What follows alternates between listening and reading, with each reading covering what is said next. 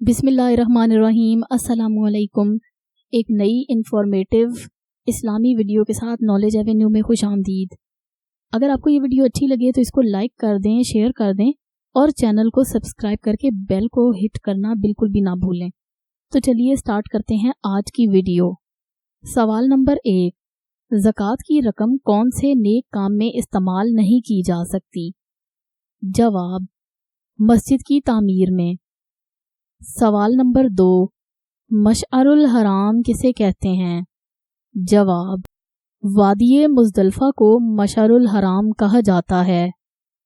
سوال نمبر 3، حضرت نوح علیہ السلام نے کتنے سال تبلیغ کی؟ جواب، 950 سال۔ سوال نمبر 4، حضرت نوح علیہ السلام کا نام قرآن مجید میں کتنی بار آیا ہے؟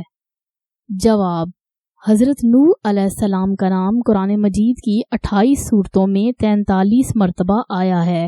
اس تعداد میں 15 مرتبہ قوم نوح کے لحاظ سے آیا ہے۔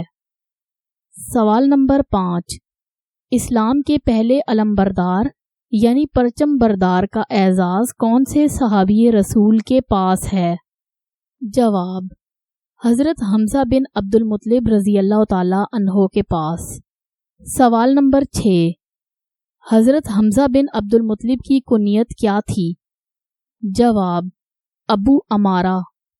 سوال نمبر 7، فاتح مصر کے نام سے کن صحابی رسول کو یاد کیا جاتا ہے؟ جواب، حضرت عمرو بن العاص رضی اللہ تعالی عنہ کو۔ سوال نمبر 8، سیف الاسلام کن صحابی رسول کا لقب ہے؟ جواب، حضرت سعد بن ابی وقاص رضی اللہ تعالی عنہ کا۔ سوال نمبر 9، ان پہلے صحابی کا نام بتائیں جن کو حاکم مقرر کیا گیا؟ جواب، حضرت سعد بن معاذ رضی اللہ تعالی عنہ کو۔ سوال نمبر 10، حضرت حسین رضی اللہ تعالی عنہ کی پیدائش کب ہوئی؟ جواب، 4 ہجری کو۔